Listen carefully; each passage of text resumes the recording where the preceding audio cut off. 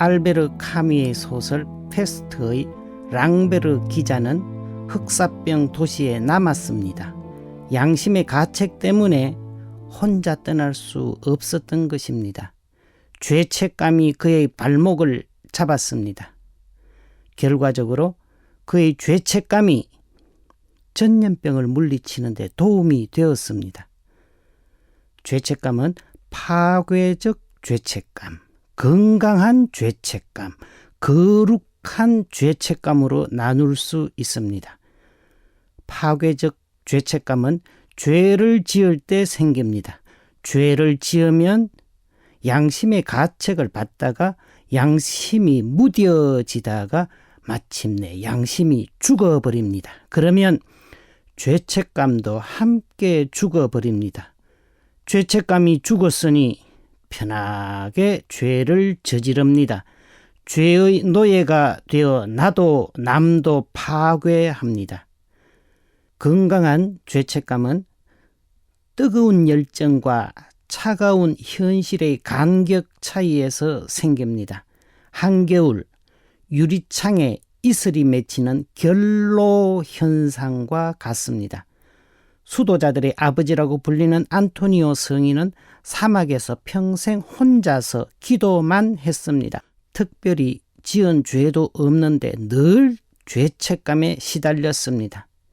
안토니오 성인의 죄책감은 더 큰 선에 대한 갈망, 완전하신 하느님을 닮고 싶은 욕구, 그러나 그러지 못한 현실에서 생겨났습니다.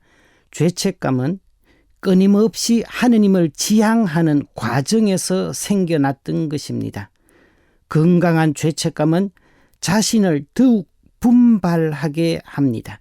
건강한 죄책감은 더욱 성장하라는 내면의 종소리요, 더욱 가까이 다가오라는 하느님께로부터의 호출 버튼입니다. 건강한 죄책감은 세상을 또한 건강하게 합니다. 거룩한 죄책감은 하느님을 부를 때 생겨납니다. 술도 마시기 나름이고 칼도 쓰기 나름이고 스타킹도 쓰기 나름입니다. 머리에 뒤집어 쓰면 스타킹은 범죄의 도구가 됩니다. 마찬가지로 죄책감도 사용하기 나름입니다. 파괴적인 죄책감이든 건강한 죄책감이든 자신의 한계를 인정하고 하느님 help me 도와주세요 하게 되면 죄책감은 은총의 도구가 됩니다.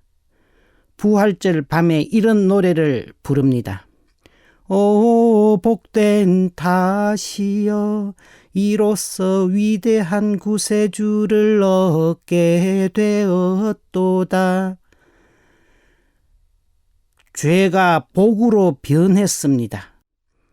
아담의 죄 덕분에 피조물이 하느님의 자녀가 되었습니다. 어느 간호사의 이야기입니다. 암병동에서 야간 근무할 때의 일이었습니다. 새벽 5시쯤 갑자기 병실에서 호출벨이 울렸습니다. 무엇을 도와드릴까요? 호출 전화기로 물었으나 대답이 없었습니다. 나는 환자에게 무슨 일이 생겼나 싶어 불이 나게 병실로 달려갔습니다. 창가 쪽 침대에서 불빛이 새어 나왔습니다. 무슨 일 있으세요? 황급히 커튼을 열자 환자가 태연하게 사과 한 개를 내밀며 말했습니다. 간호사님, 나 이것 좀 깎아주세요. 헐레벌떡 달려왔는데 겨우 사과를 깎아달라니 맥이 풀렸습니다. 그의 옆에선 그를 간병하는 아내가 곤히 잠들어 있는 모습이 보였습니다. 이런 건 보호자에게 부탁해도 되잖아요. 그냥 좀 깎아줘요. 나는 다른 환자들이 깰까봐 얼른 사과를 대충 깎았습니다. 그는 내가 사과 깎는 모습을 가만히 지켜보더니 이번에는 먹기 좋게 잘라달라고 했습니다. 나는 귀찮은 표정으로 사과를 반으로 뚝 잘랐습니다. 그러자 예쁘게 좀 잘라달라고 합니다. 할 일도 많은데 이런 것까지 요구하는 환자가 참 못마땅했기에 사과를 대충 잘라주었습니다.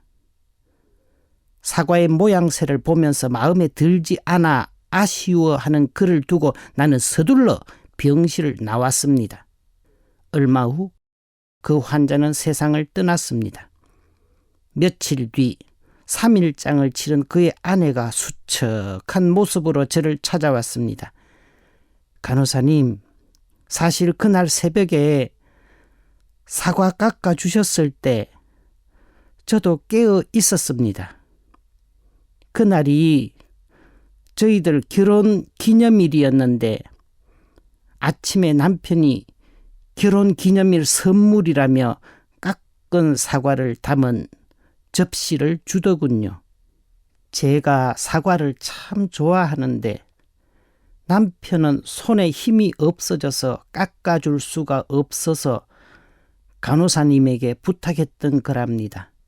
저를 깜짝 놀라게 하려던 남편의 그 마음을 지켜주고 싶어서 간호사님이 바쁜 거 알면서도 모른 척하고 누워 있었어요. 혹시 거절하면 어쩌나 하고 얼마나 가슴 졸였는지. 그날 사과 깎아주셔서 정말 고마웠어요. 이 말을 들은 나는 차마 고개를 들 수 없었습니다. 왈칵 쏟아진 눈물이 하염없이 흘렀습니다. 나는 그 새벽 그 가슴 아픈 사랑 앞에 얼마나 무심하고 어리석었던가. 한평 남짓한 공간이 세상의 전부였던 환자와 보호자, 그들의 고된 삶을 미처 들여다보지 못했던 옹색한 나 자신이 너무도 부끄러웠습니다. 그녀가 울고 있는 제 손을 따뜻하게 잡아주며 말했습니다. 남편이 마지막 선물을 하고 떠나게 해줘서 고마웠습니다. 피곤하셨을 그 새벽에 사과를 다 깎아주시다니요. 간호사의 눈물은 건강한 죄책감이었습니다. 간호사의 의무는 당장 생명과 관계되는 일입니다. 사과를 깎아주는 것은 의무가 아닙니다. 자기 의무를 다 했음에도 웃으며 깎아주지 못했다는 죄책감은 그녀의 건강한 양심의 상태를 나타냅니다.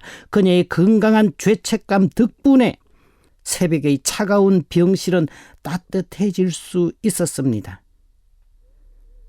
이번 코로나 사태를 통해 건강한 죄책감을 가진 고마운 분들을 많이 알게 되었습니다. 심지어 자기 한 몸 가누기 힘든 환자들도 세상을 위해 아무것도 안 하고 그냥 있을 수 없다는 건강한 죄책감으로 세상을 위해 기도의 손을 모았습니다.